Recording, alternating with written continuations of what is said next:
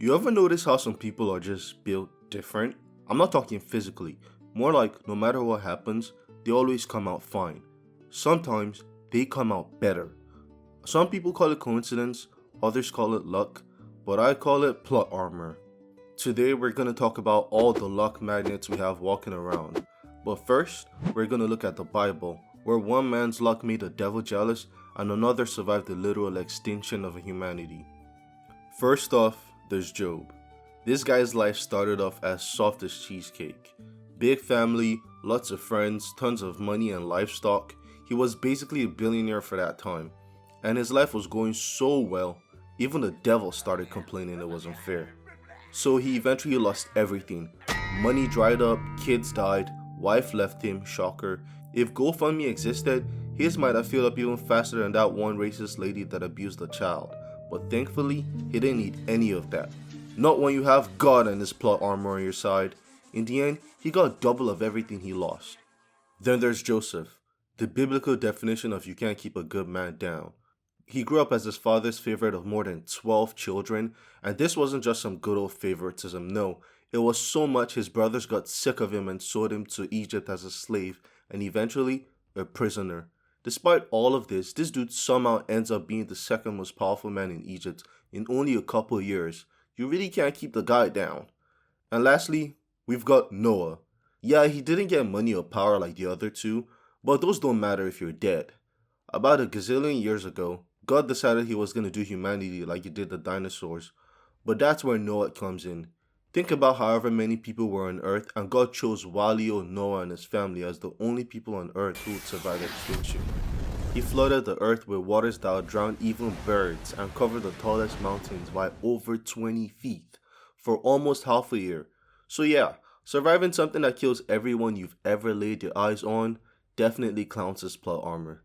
But if you thought these stories were outrageous, we somehow have people in real life today who really outluck the freaking Bible. Firstly, there's Elon Musk. You've heard of silver spoons, but let me tell you about emerald spoons. Baby Elon was already luckier than like 90% of people that ever existed. His dad was so rich they had slaves running their emerald mines. But of course, being God's favorite doesn't just stop at being an apartheid emerald prince at birth, no. In 2008, Elon's companies SpaceX and Tesla were on the verge of collapse, and that PayPal check was basically gone. He called that the worst year of his life, and it makes total sense. It looked like everything he'd built was about to go up in flames. But come on, say it with me guys. Biblically accurate plot armor. Despite failing miserably to that point, SpaceX somehow got a $1.6 billion contract from NASA on December 23rd, saving them from bankruptcy. And if that wasn't wild enough, the very next day, Tesla got a last-minute funding that kept it alive too. It might have been his worst year ever, but he ended it with a bang, and honestly, I don't think that man's ever suffered since then. And ever since then, nothing could take this guy down. Like, it's honestly insane. He's like a billionaire or cockroach or something. He's done stuff that would absolutely cancel anyone else. He dropped $44 billion with a B to buy Twitter, then somehow managed to speedrun ruining it. He renamed it to X, fired half the company, and turned the app into a bot farm, and yet, he's still standing. Then there's the politics. He keeps posting dog whistles, he endorsed electoral candidates and attended their rallies, posting memes about world leaders, and many other things that tank Tesla's stock, but only temporarily, because somehow he gets even richer later. No matter what happens, scandals, lawsuits, public meltdowns, the SEC breathing down his neck, he just bounces back. Add all this with the fanboys that think he's Iron Man, and I've gotta say, we've got a main character on our hands here, boys. But if you thought Elon overreached into politics, then you wait till you hear about Donald Trump. Love him or hate him, it's hard to deny that Trump is inevitable. A bit of a billionaire cockroach like his buddy Elon, he also had a wealthy dad who he inherited $400 million from. But despite all of that, Trump found himself in a bit of a pickle. See, despite all that money and many flashy hotel and casino businesses, Trump filed for bankruptcy 6 times by the 90s. Now, this situation will probably kill any regular old businessman 6 times over, but see, Trump's different. Trump has that plot armor. See, being a celebrity meant that many people were willing to bet on Trump's name against his debts, and this led to him escaping all those bankruptcies to be one very rich and popular dude. But all of this pales in comparison to his presidency. In some ways, even becoming president feels like some chosen one shit. Everyone's probably imagined it at least once, but Trump isn't just anyone. Sure, he was famous, but that fame came with a lot of baggage. He had done plenty of questionable things and said even more outrageous ones, way beyond what you would expect from any normal presidential candidate. There was the grab him by the pussy line, some anti-Semitic stereotypes, and of course, the campaign kickoff where he called a bunch of Mexicans rapists. We're kinda used to it now since he's been in politics for a decade, but back then, that kind of talk was unheard of for someone running for president. The worst most politicians could get away with was the regular Islamophobia. Another weird thing about Trump was his experience, or really complete lack of it. Before the 2016 presidential election, he had zero background in government. Up until then, literally every president had some sort of political or military experience before office. Even his opponent, Hillary Clinton, had been a senator and secretary of state. But Trump? He was just a super rich real estate and reality TV guy who just basically decided to run for president, and somehow he actually won. Even while being president, he faced a bunch of controversies, but survived all of that and still came out with his fan base loving him. And these guys loved him so much, they had a whole riot in the Capitol because they thought the 2020 election was rigged against Trump.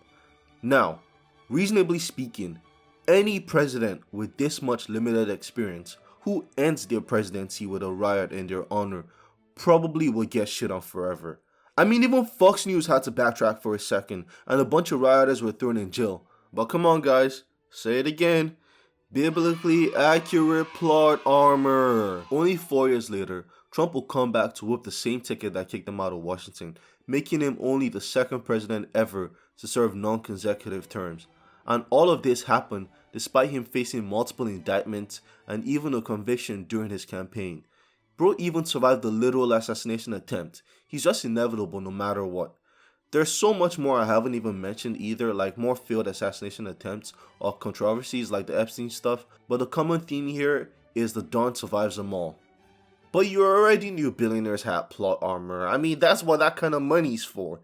But there's still several non-billionaires who somehow bend the universe over to suit their convenience. I'm talking get away with murder or even escaping certain death. First up is Mr. OJ Simpson, the man in the middle of the most famous trial in history. In some ways, OJ was already blessed from birth. Built like an absolute fucking unit, this guy would become a record-breaking NFL running back. He ended his Hall of Fame career being the first person ever to rush for 2,000 yards in a season, and finished with the second most rushing yards all time. Amazing stuff, really. His life post-retirement was also really good. He became a TV pitchman and an actor, making him a very beloved celebrity to the people. Now imagine how they all felt when they found out he'd been accused of murder. Murder of his ex-wife, Nicole Brown Simpson, and her friend, Ron Goldman specifically. You wouldn't blame anyone for saying, no way OJ did that, right? Especially if they all loved the guy. Innocent until proven guilty after all, right? But then the evidence started to pile up. Firstly, there's the gloves allegedly used for the murder. The left glove was found in the murder scene, and the right one in OJ's home. Then there's the blood. DNA testing showed that both victims' blood were in OJ's car, and then OJ's blood was also found at the crime scene. There's also the police chase. After the evidence was collected, OJ was charged with murder and asked to turn himself in. What OJ did instead was run away from the police, driving 35 miles per hour while threatening to blow his head off. Now, surely, this would imply him being guilty, right? Right? No. As the chase went on, thousands of people gathered on the overpass to support OJ's decision to run. See what I did there? Fans, OJ Simpson, run? No? Never mind. OJ eventually gave himself up, but that circus will foreshadow how this trial would go. So as we all know, OJ was acquitted, found not guilty despite basically having blood on his hands. But how exactly did that happen? Well, let's just say the LAPD's shitty treatment of African Americans made it easy to paint OJ as a victim too. At that point, nobody trusted the LAPD. Like, at all. The Rodney King beating had just happened a few years before, and people had literally watched cops on video beating a black man half to death and then walk free. So when OJ's team started saying the cops are framing him, that didn't sound crazy at all. OJ's lawyers basically flipped the whole story. Instead of focusing on the murders, they made it about racial police brutality. I mean, you can't care about OJ doing it if you can't even trust the LAPD, right? And with officers like Detective Mark Furman, who got caught lying and using racial slurs on tape, and the glove not even fitting OJ, the case fell apart. And just like that, OJ Simpson allegedly got away with murder. Every single thing that could have gone his way did. I'm talking the timing, the lawyers, the cultural moment, all of it lined up perfectly. If the trial had happened 5 years earlier, or even 5 years later, he probably wouldn't even have stood a chance. But that's what it's like being one of God's favorites. Another pretty cool perk God's favorites tend to have is avoiding death. We already saw that with Trump when that bullet narrowly missed him, but Curtis Jackson, aka 50 Cent, will clear the fuck out of this one when he got shot 9 times. Oh my god, I can't believe I'm pausing assassination attempts. Okay, so let's go back to the year 2000. Back when 50 was just some upstart rapper who dabbled in the streets. Well, actually, maybe not just dabbled. See, as a kid, 50 sold crack for gangsters in his neighborhood. And as he got older and started making music, he'd mention a lot of these guys in his songs. Now, that's not something drug dealers like at all. And a lot of people consider this to be dry snitching. So that was the general perception of 50 back then. But it gets worse, because he also had personal beef with Kenneth Supreme Griffith, one of the most notorious kingpins in Queens. Supreme hated 50 Cent's music not just because of the dry snitching thing, but also because it antagonized Ja Rule, someone Supreme protected back then. In fact, 50 threw hands with Ja Rule a couple times, despite Supreme telling him to stop. At best, 50 was a loose cannon, and at worst, he was a threat. So Supreme ordered a hit, and on May 24, 2000, while in his friend's car just outside his grandma's house, Curtis Jackson was shot 9 times all over, from his legs to his chest. Hell, even had a tooth get knocked out. By all means, he should have died. But say it with me, guys, biblically accurate plot armor. Not only did this guy survive 9 shots, he came out of it without getting paralyzed or anything like that. Hell, he even got jacked. His shooter died, Supreme went to jail, and in a couple years, he went from a half-dead blackball rapper to selling 1 million albums in a week. But you can't avoid death forever, even if you're God's favorite. This is where we find historical figures that would have never made a name for themselves without God's stamp. Historic leaders like Julius Caesar and Napoleon Bonaparte were definitely God's favorite and had a wicked plot armor. But I'd like to talk about a more recent historic example. I want to talk about Adolf Hitler. Okay, so I know it's weird calling Adolf Hitler God's favorite, but walk with me for a sec. Everything he did in a moral sense is purely down to himself. God gave us free will, and unfortunately, Hitler used his terribly. But if you look at the evidence, there 100% was some cosmic force protecting him, like the others mentioned in this video. I mean, where do I even start? The guy survived the front lines in World War I, that's already a blessing.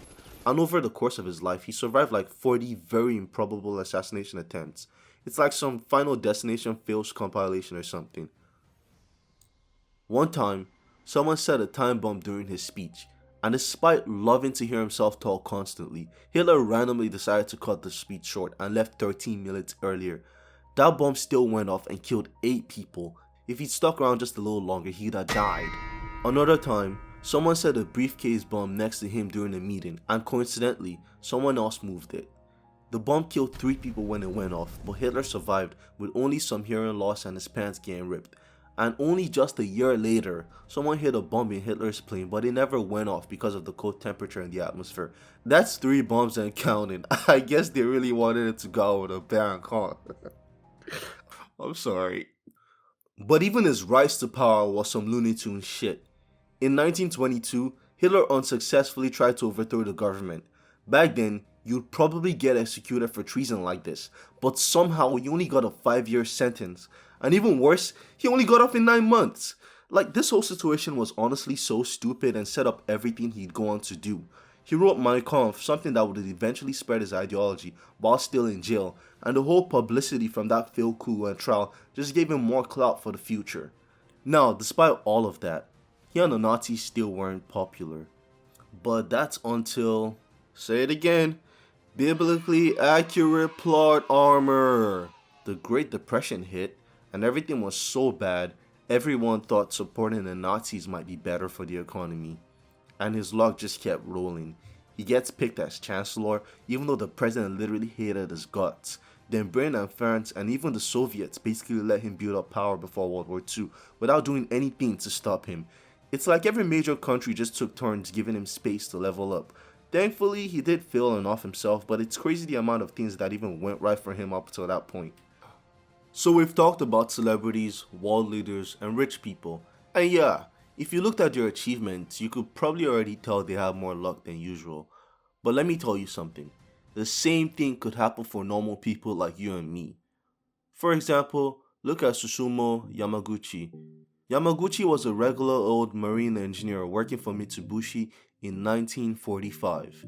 Yes, 1945. The year World War II ended after the United States dropped 2 nukes on Japan.